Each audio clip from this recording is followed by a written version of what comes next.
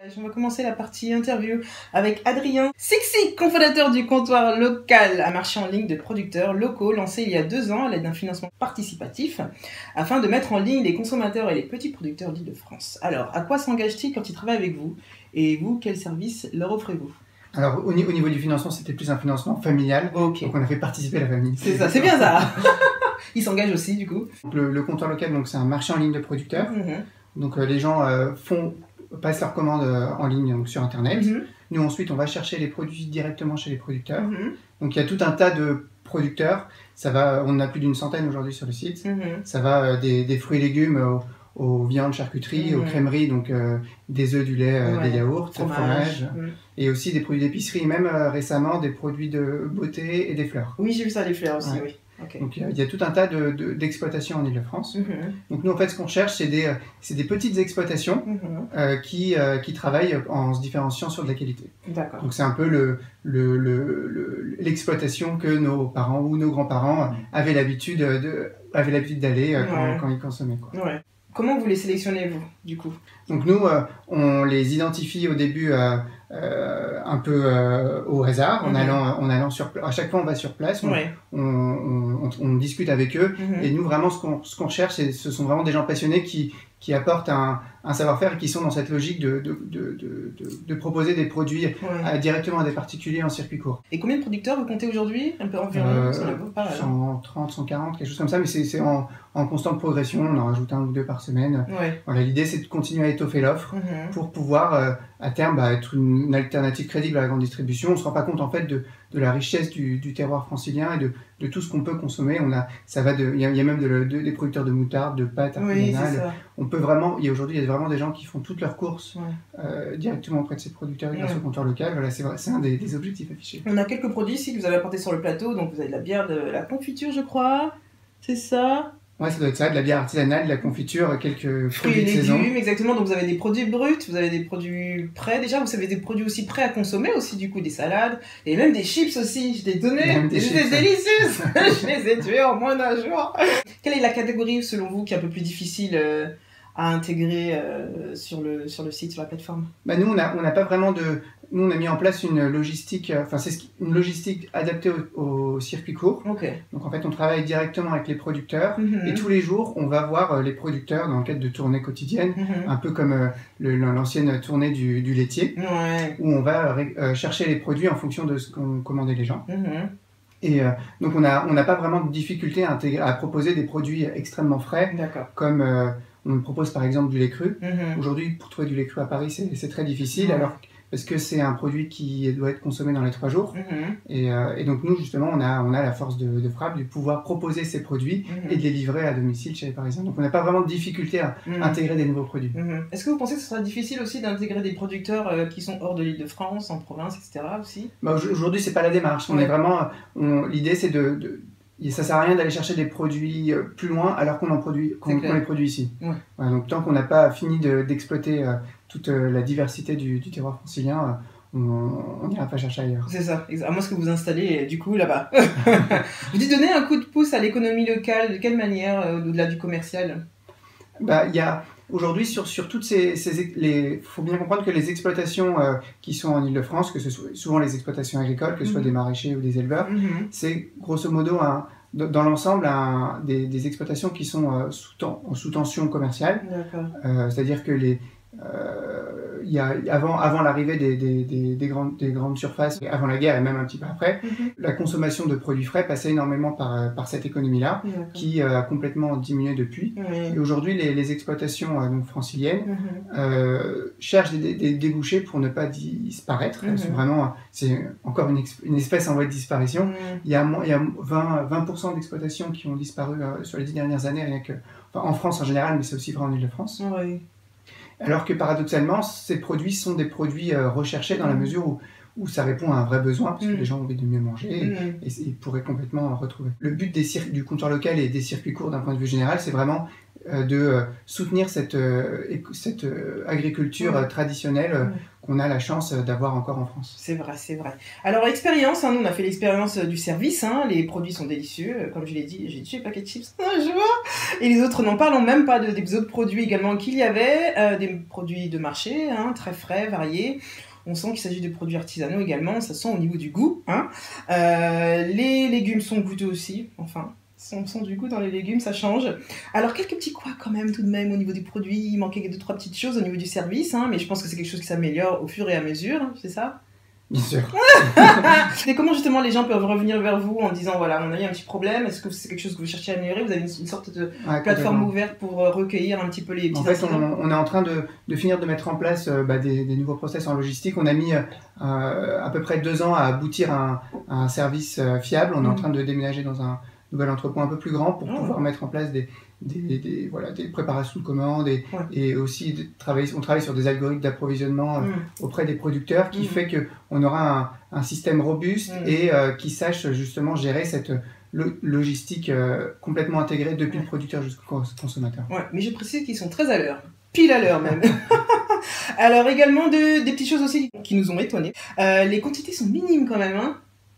Mais l'idée, le problème, c'est que si on a les deux pendants. Donc, si on propose les carottes par lot de 5 kilos, les gens vont nous dire oui, mais comment est-ce qu'on fait? Non, les carottes, elles étaient quand même très généreuses. Les fruits et légumes, il n'y avait rien à dire, ça c'était parfait. Mais c'était plus, par exemple, le paquet de chips ou le gâteau au chocolat. On a fait, on n'y aura que 2 qui pourront manger.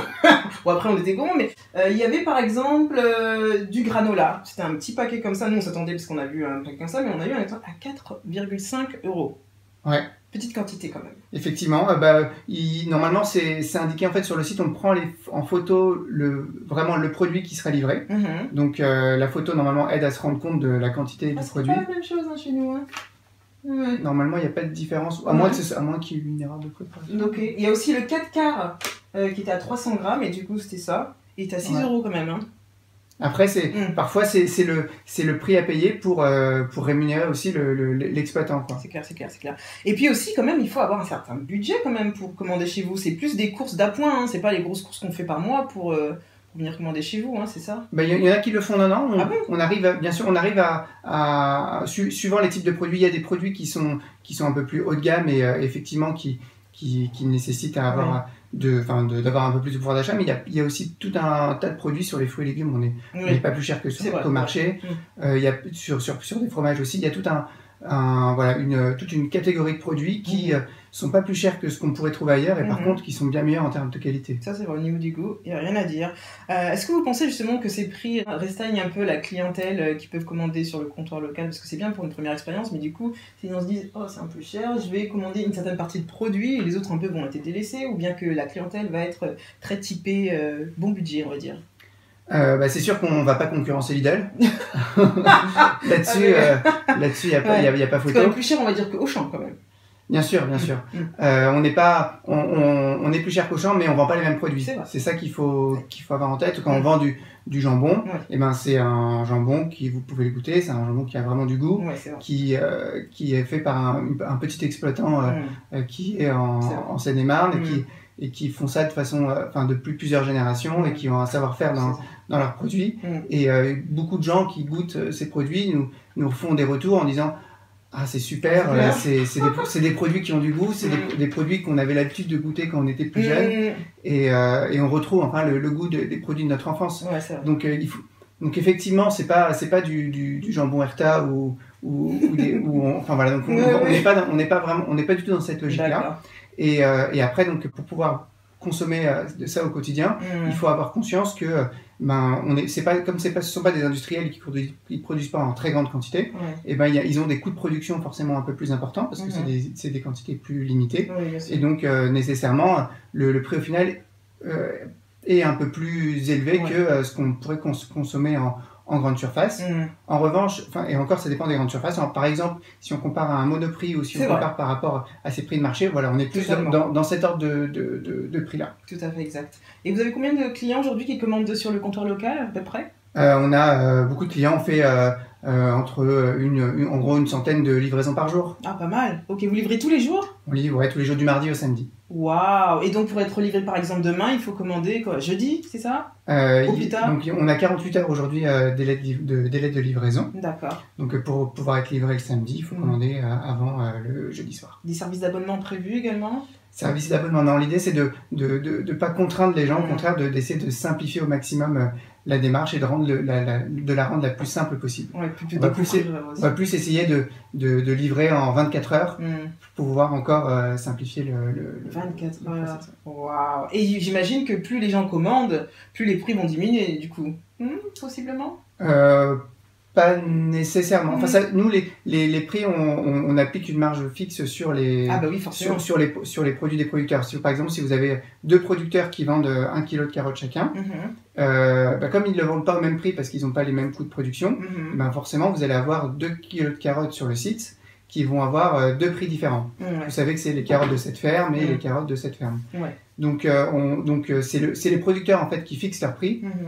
C'est pour ça qu'il y a une diversité de prix. Nous, on négocie pas les prix avec les producteurs, donc on n'est pas dans une logique de grande distribution où on veut faire plein de volume et on va tirer sur les producteurs. On n'est pas dans cette logique. Vous avez combien de marge sur les produits? C'est assez variable, parce que comme on a une gamme très étendue, forcément c'est pas la même sur un pot sur un bouquet de fleurs comme sur bien sûr. un pot de confiture. Mais du coup, si les prix des producteurs ne sont pas abaissés, vos marges peuvent diminuer s'il y a plus de commandes, bien entendu, hein, non? Potentiellement, ouais. Mais après, nous aujourd'hui, on a une marge qui est raisonnable, c'est-à-dire que les producteurs, quand ils voient les prix auxquels on vend leurs produits, ils disent ah oui, c'est pas cher. Hein. J'ai des gens qui vendent aussi mes produits à des prix complètement délirants. D'accord. C'est complètement très raisonnable. Okay. Donc nous, on pense pas qu'on a on a des marges autour de 30-35%, quoi. Donc c'est complètement par rapport à l'apport de valeur qu'on apporte entre aller chercher le producteur jusqu'à livrer à domicile, qui est complètement cohérent par rapport au service qu'on apporte. Donc maintenant, il faut qu'on arrive au volume nécessaire pour finir de prouver le concept. J'ai parlé des chips, j'ai parlé du gâteau au chocolat, mais je vais parler aussi de la betterave. C'est la meilleure betterave que j'ai mangée. Elle était hyper bonne, sucrée, et du coup, on n'a même pas besoin d'assaisonner parce que c'est tellement bon et goûteux. Vous pensez commander sur le comptoir local, Guillaume? Comptoir local ou d'autres, mais oui, pourquoi pas. Et je pense que ce qui est intéressant, alors c'est vrai qu'il y a la problématique du prix, mais qui est une problématique de citoyen, entre guillemets. C'est ça. Qui est liée d'abord à son pouvoir d'achat, est-ce qu'on a la possibilité de le faire ou pas. Mais je pense qu'aujourd'hui, c'est fait partie de ces actes d'engagement dont on parlait tout à l'heure, que les consommateurs peuvent avoir. Ça a 2 mérites.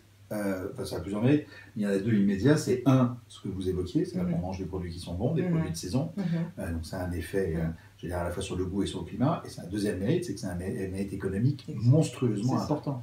C'est-à-dire que de maintenir les agricultures à proximité des grandes villes, c'est fondamental. On oublie qu'effectivement l'Île-de-France était une région qui était excessivement riche en agriculture et en domaine autrefois, qu'il y avait même une race bovine qui était une race bovine d'Île-de-France il y a quelques années encore.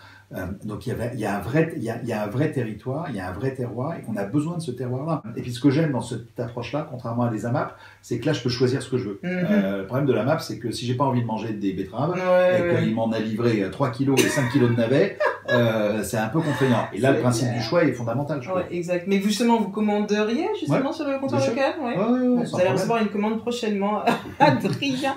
Les frais de livraison à Agnières sont livrés à partir de... Pareil, 48 heures. 48 heures aussi. Vous voyez.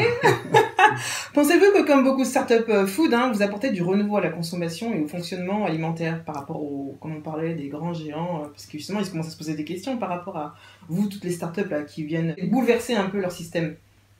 Oui, complètement. Effectivement, on entend beaucoup plus parler de la consommation locale, c'est devenu dans l'air du temps. Il y a plein de grandes marques de distributeurs qui communiquent dessus. Mais ce qui est un peu dérangeant là-dedans, c'est qu'aujourd'hui, ça reste de la communication et leur cœur de métier, ça reste de s'approvisionner via des centrales d'achat. Voilà. Donc c'est un modèle qui est en train d'évoluer. Fondamentalement, nous, notre activité est complètement différente de la leur. On est vraiment, comme je vous disais tout à l'heure, dans une logique d'acheter chez plein de petits producteurs des produits pour proposer une offre en circuit court. Vous avez des objectifs et des projets de développement au-delà de le côté technique, je ne sais pas, s'installer en province? La province, ça viendra en temps voulu, c'est pas l'objectif à moyen terme. Je dirais que si un des objectifs principaux dans l'année 2017, outre cette face cachée un peu invisible pour le client, on va essayer de passer en livraison en J+1. Voilà, donc pareil, ça y contribue, mais l'idée c'est de continuer à simplifier la démarche et de rendre le plus accessible possible pour les Parisiens et pour la banlieue, ces bons produits en Ile-de-France. Super. Donc pour commander, vous avez 48 heures pour commander. Bon, vous ne livrez pas le dimanche, j'imagine. On ne livre pas le dimanche. Vous avez qu'à faire vos courses avant. C'est le comptoir local.fr, ils sont rapides. Et puis, s'il y a des petits problèmes techniques, ils vous appellent aussi également. Donc ça, c'est plutôt cool. Merci beaucoup, Adrien.